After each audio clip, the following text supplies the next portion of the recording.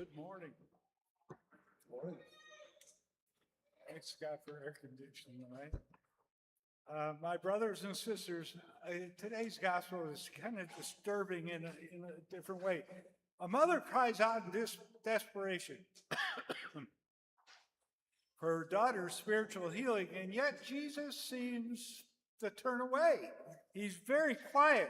And then his first words, they strike us as surprisingly sharp and maybe even a little bit jarring to hear.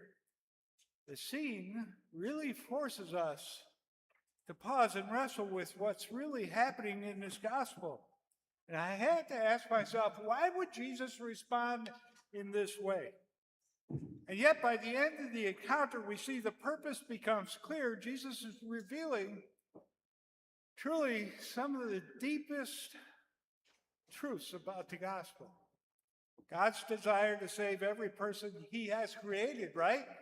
What begins with tension ends with revelation, not only for the apostles, but for all of us 2,000 years later.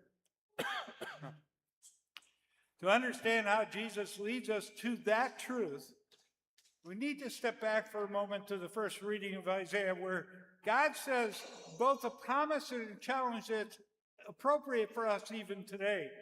God says, observe what is right, do what is just, for my salvation is about to come. In Jesus, that promise is fulfilled. God's long-awaited salvation breaks into the world and begins to extend way far beyond Israel to all four corners of the world.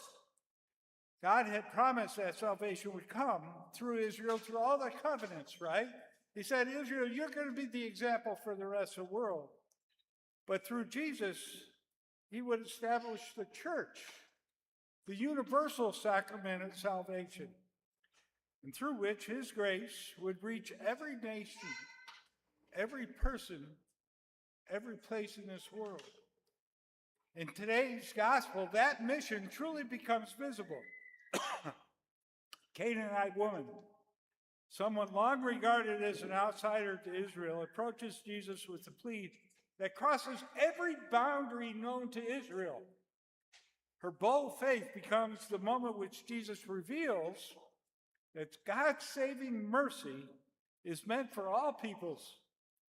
Today, she exhibits humility par excellence, perseverance, and persistence.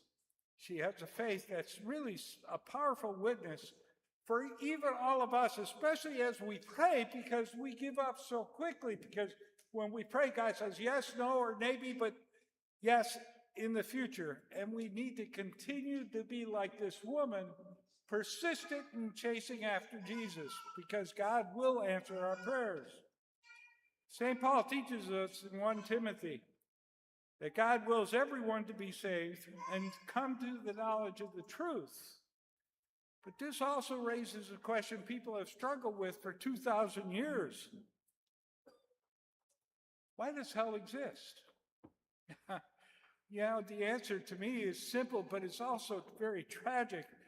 But God will never, ever force us to accept salvation.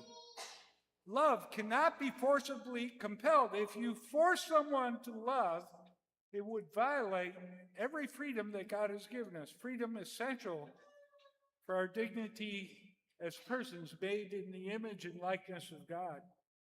Our catechism expresses this in paragraph 1033.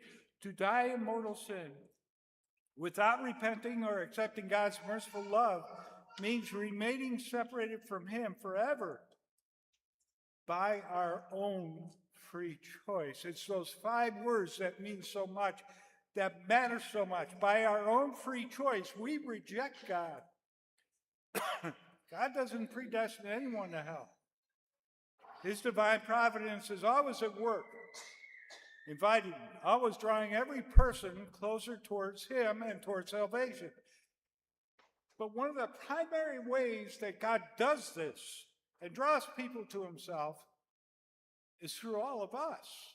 Each and every one of us, I've said this before, has a purpose and a plan in God's plan of salvation.